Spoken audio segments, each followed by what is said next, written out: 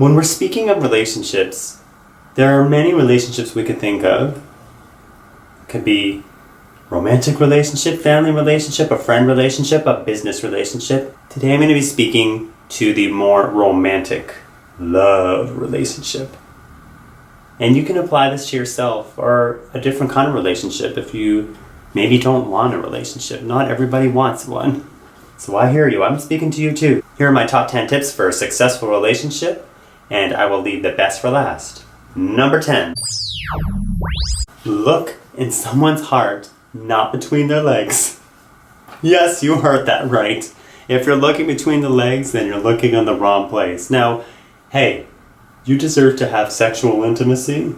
Yeah, I said it. You deserve to have a sexual connection if that's something that you both want.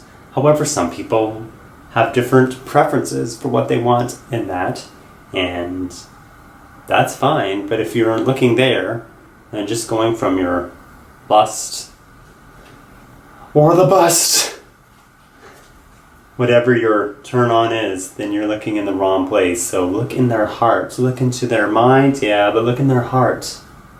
In your own. That's the first thing. Love is not found between the legs. Thanks. Number 9. Don't get lazy. Yeah, don't get lazy. Get creative.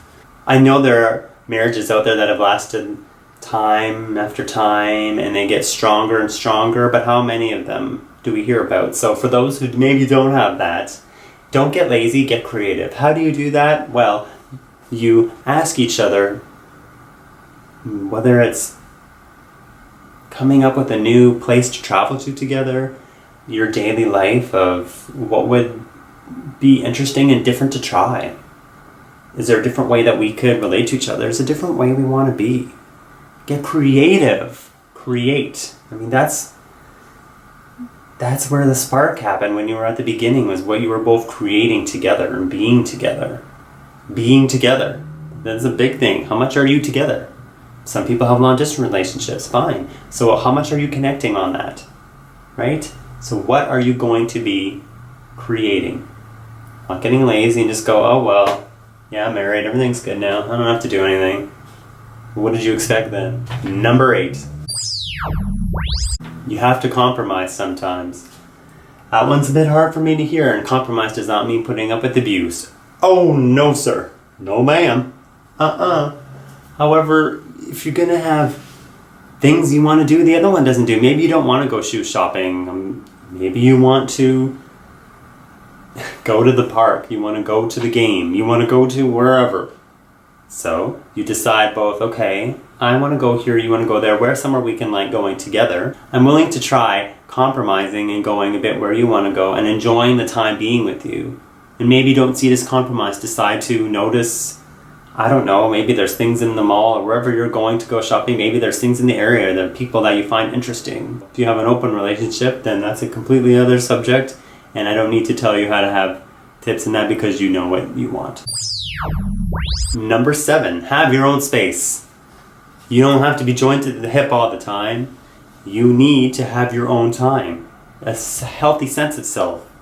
You need your own thoughts. It's not all about one person. Then that's not balanced. If you're all giving, or taking. Relationship is about relating. How are you relating to each other? How are you relating to yourself? Take time for you. Have that cup of coffee, cup of tea. A pleasant walk, a pleasant talk, a sure delight for you. Make your time for you. Number 6. Grow together.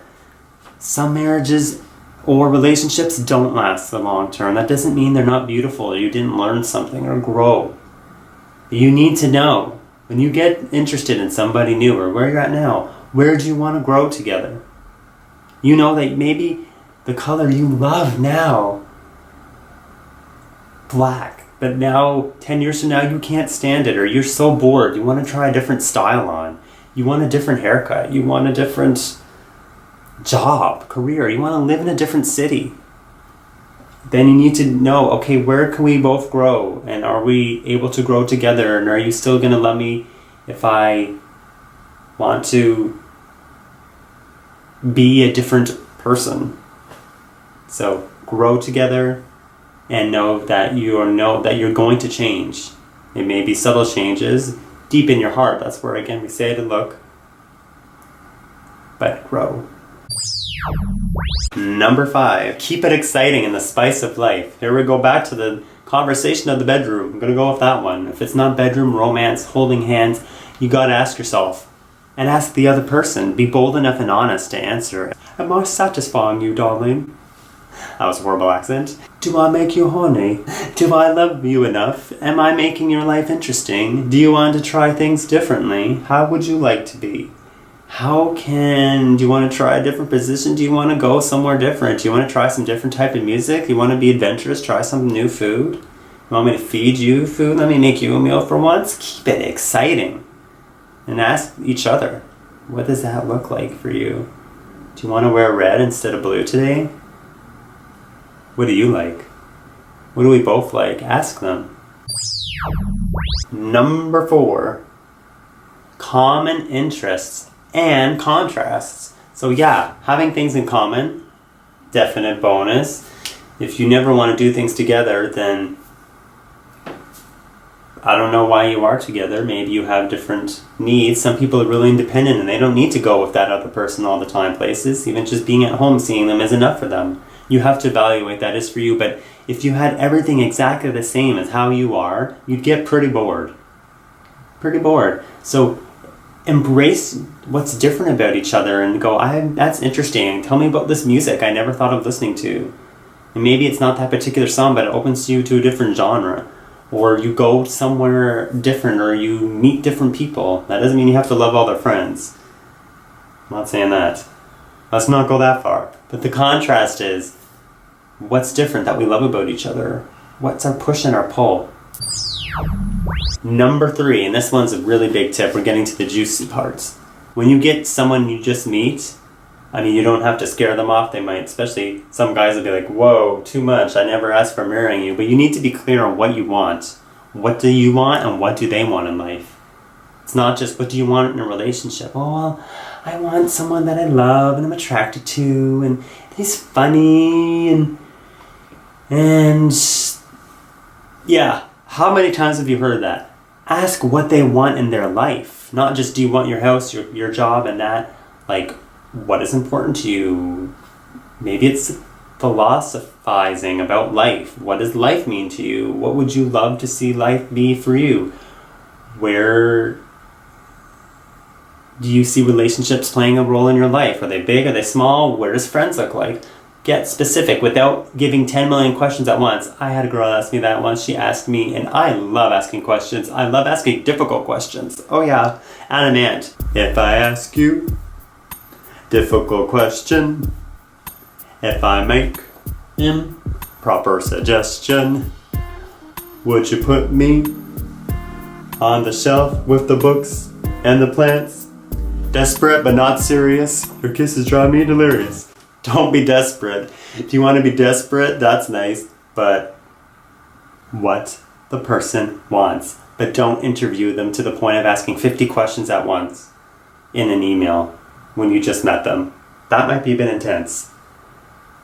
I had that happen to me once, and I love the honesty, but I'm kind of like, whoa there.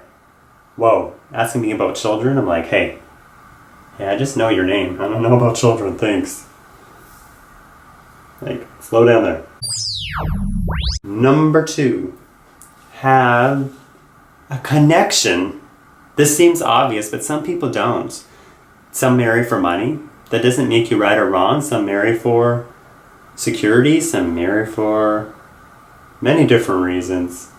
But what kind of connection do you want? Do you have a chemistry? Do you have that uncertain spark? Maybe you have a bit of that push and pull, times where you fight and you have that mad, make-up, passionate evening during the day. What kind of connection? Is it just physical? Is that enough for you? Is it a mental connection? Is it an emotional, like, oh, just feel each other? Spiritual connection, whatever. Connect. How are we connecting? How do you love to connect? Connect. And finally, number 1. It's been said before, and I'm going to say it again. Communication. Communication, talk to each other. If you stop talking, then how the heck are they supposed to know what's going on? How do they know? If you don't tell them. You can write it out, you can speak it. Communicate is a two-way street. They speak, you listen. You listen, they speak. Doing this every day. Often, sharing how you feel. Some people need the phone for communication. Some people don't. What is your communication style? What is their style? Some people show their love through words, saying I love you. Some people show their love through gestures. Maybe they get you, I don't know, some flowers. And that's their way of showing love. Some people show their love in different ways, and you discover what is their way and ask them, how do you share love? Do you like saying it?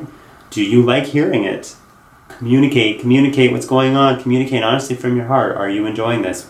Without totally bombarding them. Have confidence in yourself. Confidence and communicate. Really? These are 10 tips to get you started. And with that, I wish you happy relating.